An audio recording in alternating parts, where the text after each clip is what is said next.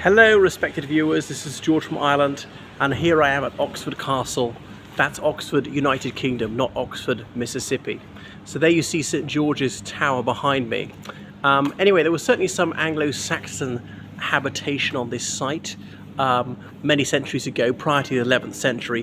Whether it had a fortification or not is disputed, because there have been archaeological digs, but the evidence is inconclusive to say the least.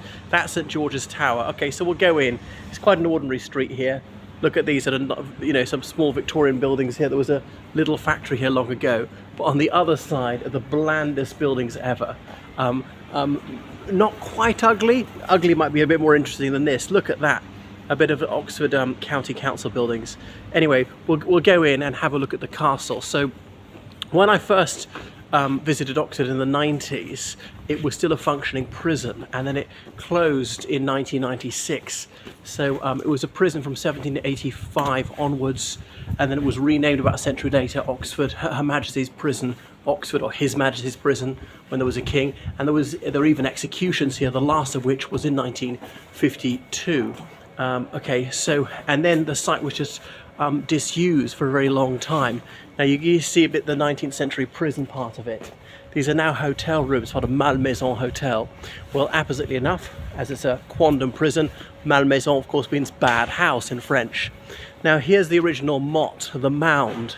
So the Normans conquered England in 1066, and then they took over the country, and they seized the lands that had belonged to these Anglo-Saxon earls, and below them Anglo-Saxon thanes. A thane was a lesser landowner. Most people were churls and so on, as in poor peasants. Some people were thralls, as in held in chattel slavery. One of the few good things the Normans did was the abolishment of servitude.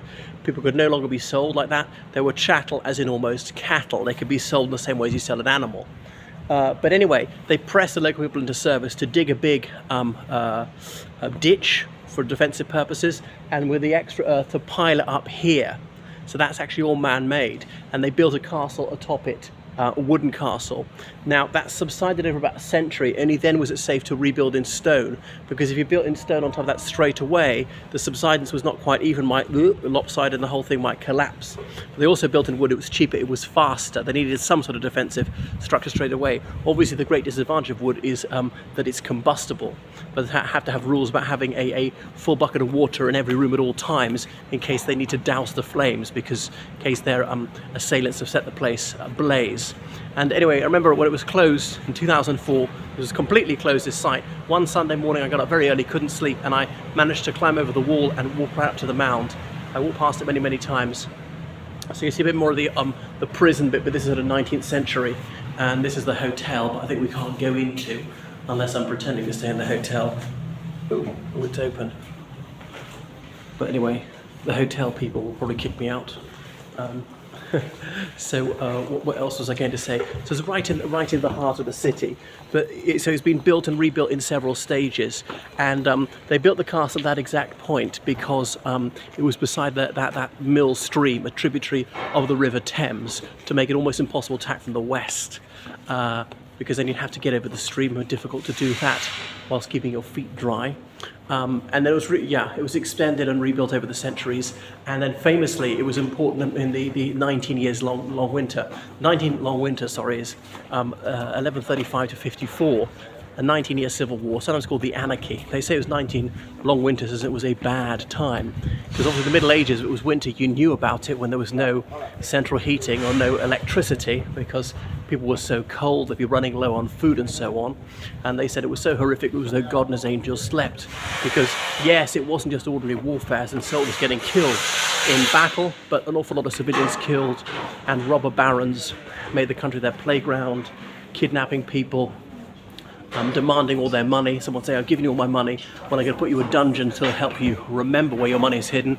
A dungeon called an oubliette, as in oublier, forget. And now you're no longer going to forget where your money is. You're going to tell me where it is, and you're going to hand it back to me, and so on. So 1171 they began construction of the castle. It was finished within 2 years. St George's Tower, the tall one, was finished in 1074. And so the 19-year-long winters is about King Stephen versus Queen Matilda, two cousins.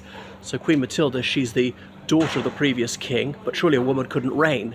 So although the barons had sworn they would recognise Matilda when her father Henry II died, when she took over, in fact, they mostly didn't. They broke their pledge, and they recognised Stephen, her cousin, as king. So fighting between them, the Londoners driven her out. She made up her headquarters in Devizes for a while. Oxford Castle was loyal to her. King Stephen had some soldiers in Bristol.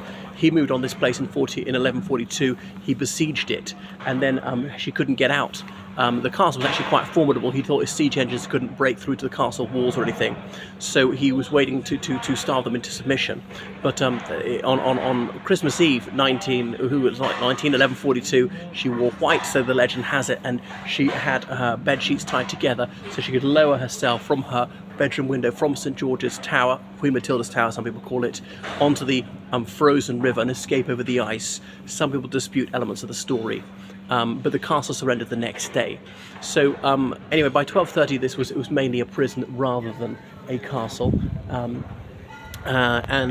What else has happened? Yeah, there was more fighting here in the English Civil War in 1642, and the castle was largely destroyed in that. So it became a proper county prison in 1878 that was closed in 1996. In 2006 it reopened as a museum and also as the hotel and so on, the restaurant, the gift shop and things like that. So it's been a very, very effective redevelopment. So you can see the prison bit of it.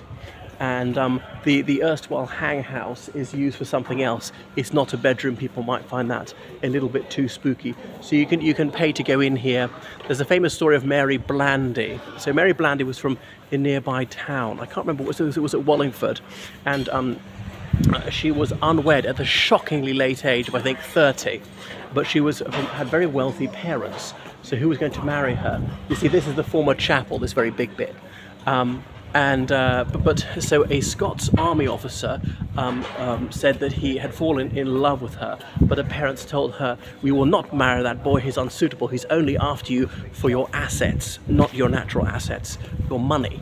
Then they also found out there was one small problem with this army officer, his wife.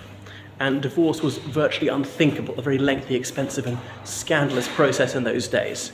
But then she was always seen going in and out to the kitchens, Mary Blandy, and they had plenty of servants. She didn't cook. And what was this white powder she was putting in her father's food? And then her father died of poisoning. And they opened his stomach, the white powder was there, and they realised the white powder was poison. So she was charged with murder. Well, her defence was, no, her Scottish boyfriend had sent us this as love potion, and so by putting this in her father's food, her father would sort of fall in love in a fatherly way with his daughter's suitor, and he would grant permission for the happy couple to wed without cutting her off from her inheritance. Well, the jury did not buy that, and Mary Blandy was sentenced to hang. She was executed here. And incidentally, the doctor who was involved in the medical investigation was Dr. Addington, who was the son of Henry Addington, Prime Minister, the first Wykehamist to become Prime Minister, as in boy who went to Winchester College. The second Wykehamist is also a son of the doctor, Rishi Sunak. Anyway, so that is a whistle-stop tour of Oxford Castle. I don't know why it's gone so bright now. Okay, so you get an idea a bit what it's like, a bit of the dimensions of it. And I'm very glad it's open to the public. They've done something with it.